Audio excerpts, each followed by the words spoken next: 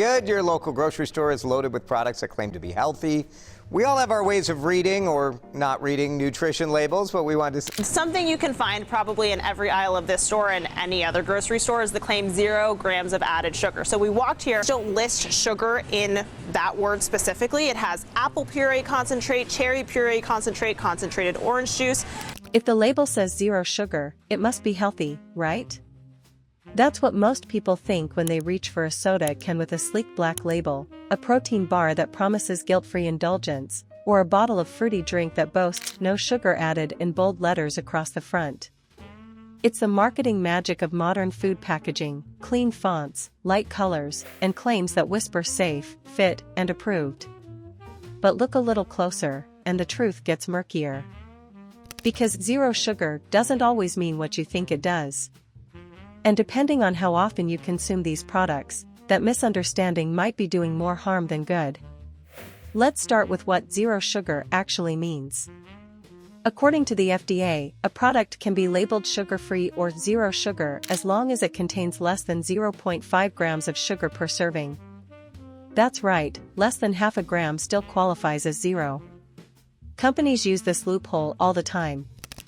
They shrink the serving size to ridiculous levels, half a cookie, 3 sips of soda, a spoonful of peanut butter, just to qualify for that label. You think you're getting a sugar-free snack, but after 2 or 3 servings, you've racked up a couple grams of sugar without even realizing it. But that's just the beginning. The real trick lies in what's added instead of sugar. Most 0 sugar products rely on artificial sweeteners or sugar alcohols to create the same sweet taste. Some of the most common ones are sucralose, better known as Splenda, aspartame, used in many diet sodas, acesulfame potassium, saccharin, erythritol, sorbitol, and maltitol. Each one has a different chemical structure, a different effect on the body, and a long, controversial history. Take sucralose, for example. It's a chlorinated sweetener, 600 times sweeter than sugar, and often found in sugar-free baked goods, yogurts, and energy drinks. It passes through the body mostly undigested, so it adds virtually no calories. But recent studies have shown that sucralose may affect gut bacteria and reduce insulin sensitivity in some people. One 2023 study even suggested that sucralose 6-acetate, a compound created when sucralose is digested, may damage DNA cells in lab animals. While these findings don't yet prove harm to humans at typical consumption levels, they've raised enough concern to spark new calls for more long-term research. Then there's aspartame, one of the oldest artificial sweeteners still in widespread use. It's about 200 times sweeter than sugar and found in everything from diet colas to sugar-free gum. For decades, debates have raged about its safety. Some people report headaches or mood swings after consuming it, while others worry about its potential link to cancer, especially after the World Health Organization recently listed aspartame as a possible carcinogen based on limited evidence in animal studies. The FDA and other agencies maintain that it's safe within acceptable daily intake levels, but again, the debate is far from settled. Sugar alcohols like erythritol, xylitol, and maltitol are another story altogether. These ingredients occur naturally in small amounts in fruits and vegetables but are manufactured in larger quantities for commercial use. They're not technically sugars by FDA standards, so they don't need to be counted in the sugar total. But they still have calories. And here's the kicker, sugar alcohols can spike your blood sugar if consumed in large amounts, especially for people with diabetes. Not all sugar alcohols behave the same way. Erythritol tends to have a minimal effect, while maltitol is known to raise blood glucose significantly. But unless you're reading nutrition labels like a scientist, it's nearly impossible to tell which one you're getting or in what quantity.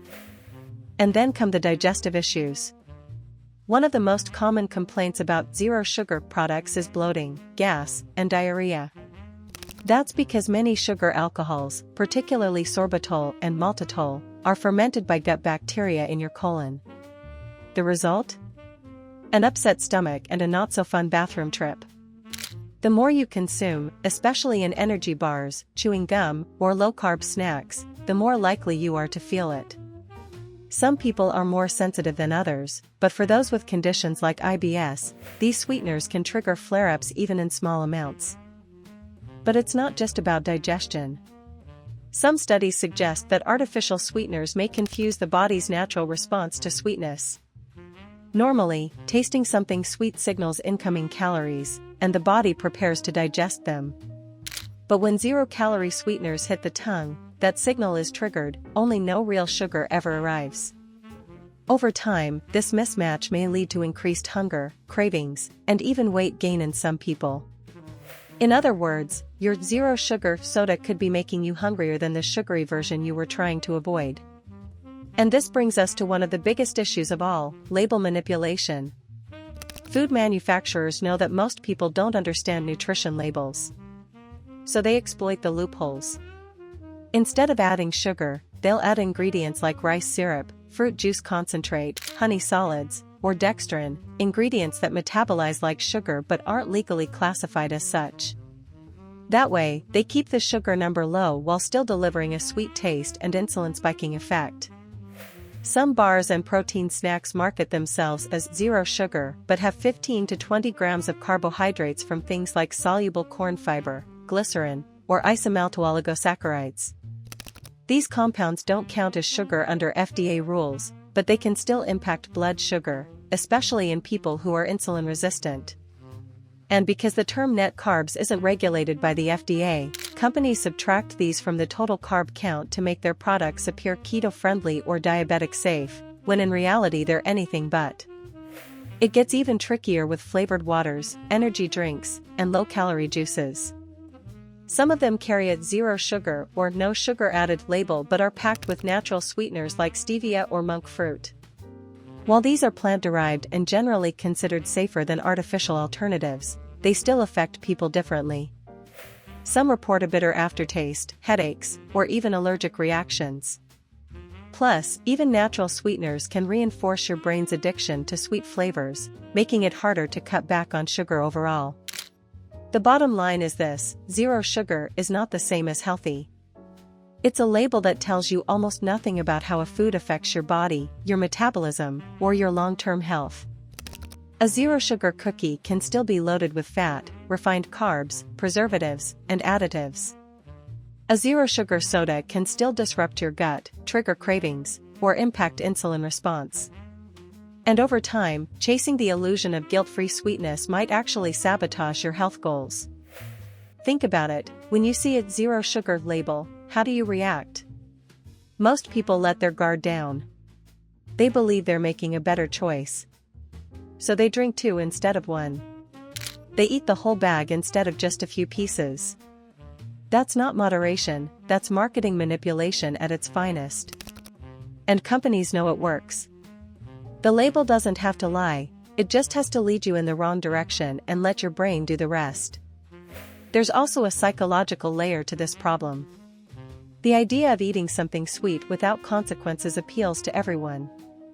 It feels like hacking the system. But the truth is, there are always trade-offs. If it's not sugar, it's a synthetic substitute. If it's not calories, it's chemistry. And while the occasional use of these products probably won't harm you, making them a daily habit could. So what can you do? Start by reading labels carefully. Don't stop at zero sugar, look at total carbs, ingredients, and serving sizes. If it's full of unpronounceable sweeteners or relies on sugar alcohols to replace flavor, think twice. If the serving size seems unrealistically small, it's probably hiding something. Don't let your brain assume the whole product is guilt-free just because the label says so. Second, consider how these foods make you feel. If you experience bloating, brain fog, increased hunger, or headaches after eating zero-sugar snacks, pay attention.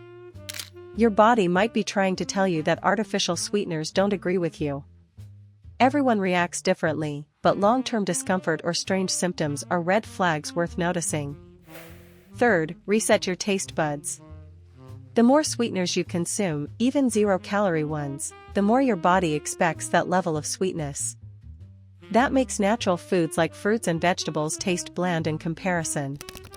But if you take a break from artificial sweeteners for a few weeks, your sensitivity to real sweetness often returns. Strawberries start tasting like candy. Carrots seem sweeter. And suddenly, you don't need sugar, or its substitutes, nearly as much. Lastly, focus on whole foods. If you want something sweet, eat actual fruit. If you're craving a soda, try sparkling water with a splash of juice. If you want dessert, make it yourself with real ingredients so you know what's in it. There's nothing wrong with the occasional shortcut, but don't let labels trick you into thinking zero sugar means zero risk. Food isn't just about numbers, it's about chemistry, context, and how it all works in your body. The modern food industry has gotten really good at disguising junk food as health food. They've learned that low fat doesn't sell anymore, but zero sugar does. So now they load products with synthetic sweetness and hope you won't notice the side effects. But just because something has no sugar doesn't mean it has no impact. Your body is smart. It knows the difference between nourishment and tricks. And over time, it always tells the truth, through your energy, your mood, your cravings, and your health. So trust it. Don't fall for every label. And remember, when something sounds too good to be true, it probably is. Especially when it's wrapped in shiny packaging and stamped with the words zero sugar.